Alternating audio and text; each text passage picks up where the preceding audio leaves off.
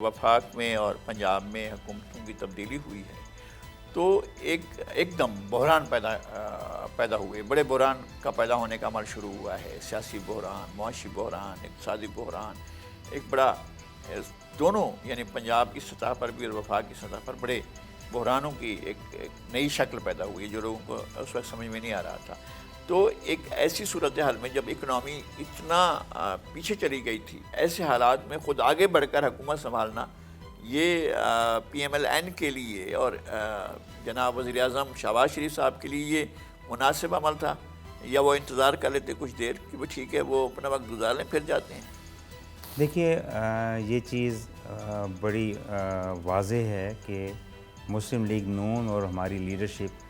کبھی بھی یہ نہیں چاہتی تھی کہ وقت سے پہلے ہم انتقال اقتدار کریں، اور ہم چاہتے تھے کہ اس حکومت کو پورا وقت ملے۔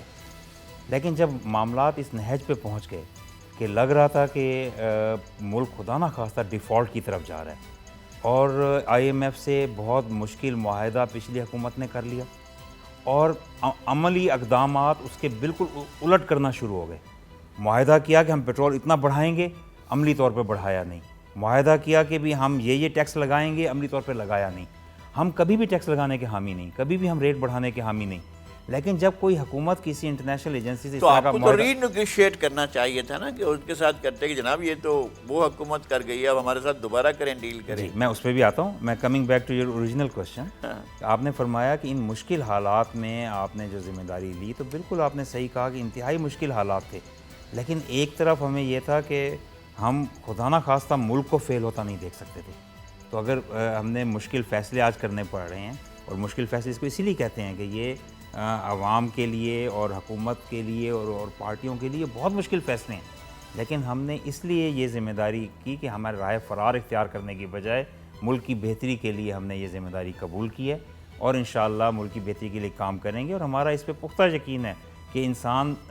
سچائی کے ساتھ اور اچھائی کے ساتھ کام کرے، اللہ تعالیٰ بہتر نتائج دیتا ہے انشاءاللہ۔ جی اب آپ بتا رہے تھے کہ ری نیگوشیٹ کرنے کا تھا کہ بھئی اگر وہ معاہدہ کر گئے ہیں تو اس میں پوری کوشش کی گئی،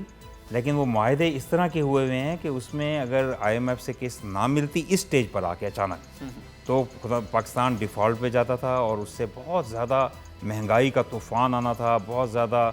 ملکی معاملات جو ہیں، ہمارے ایکسپورٹس، ہماری امپورٹس، ہر چیز اتنی متاثر ہونی تھی۔ اور آپ دیکھتے ہیں کہ سری لنکا میں اگر ایسے حالات بنتے ہیں تو سوائے ایمبولینس کے پیٹرول نہیں ہوتا، ملک کا پہیہ جام ہو جاتا ہے، اور کئی قسم کے معاشرتی اور مسائل سر اٹھا لیتے ہیں۔ تو وقتی طور پہ اس کو روکنا تھا، اور الحمدللہ ہم اس کو روکنے میں کامیاب ہوئے ہیں، وقتی طور پہ مشکل فیصلے کر کے، اور انشاءاللہ آگے اللہ سے بہت بہتری کی امیدیں ہیں۔ یہ تو ہوا، لیکن اس کے نتیجے میں جو کچھ ہونا ہے، جو کچھ ہو رہا ہے، اور معاشی سطح پر جو کچھ ہو رہا ہے، جو قیمتیں بڑھ رہی ہیں،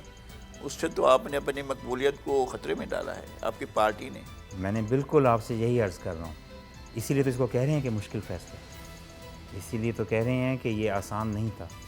اور یہ ہمارا ماضی گواہ ہے۔ لوگوں نے دیکھا کہ مسلم لیگ نون کی جب حکومت آئی تھی تو اس سے پہلی حکومتوں میں ڈبل ڈیجٹ انفلیشنز تھیں۔ ہم انفلیشن کو 2%، 2.5%، 3% پہ لے آئے، جو کہ پاکستان کی تاریخ کی کم ترین انفلیشن تھی۔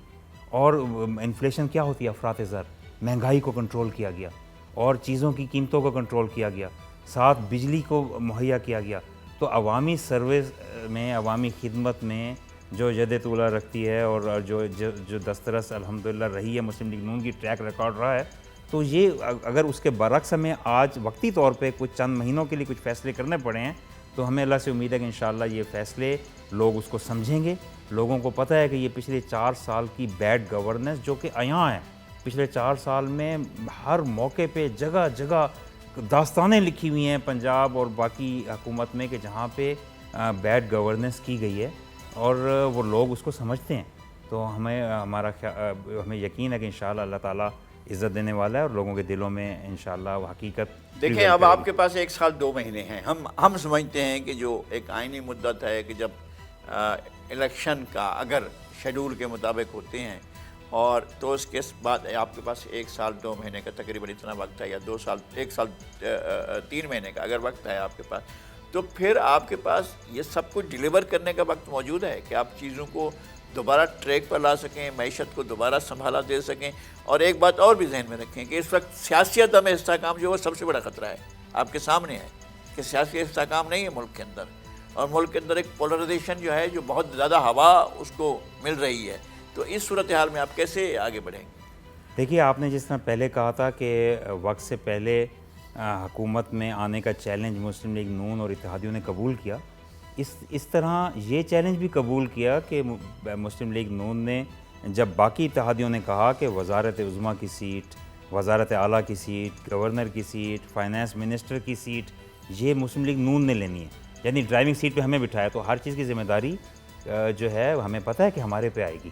لیکن اس کو چیلنج سمجھ کے قبول کیا ہے کہ ملک کے لیے یہ بہتری انشاءاللہ کریں گے اور اللہ تعالیٰ کرم کرے گا. تو آپ دیکھیں گے باقی جو عدم استحکام کی آپ بات کر رہے ہیں، انشاءاللہ میں سمجھتا ہوں کہ عدم استحکام جو ہونا تھا ہو گیا، اب آگے عدم استحکام نہیں ہوگا. انشاءاللہ آگے جو ہے وہ ایک پولیٹیکل سموتھ سیلنگ ہوگی، اور انشاءاللہ حکومت کو کھل کر اپنی معاشی ڈسپلن کو امپلیمنٹ کرنے کا موقع ملے گا اور ہم بہتری کی طرف جائیں گے انشاءاللہ. سبسکرائب کریں اور بیل دبائیں تاکہ کوئی خبر رہ نہ جائے.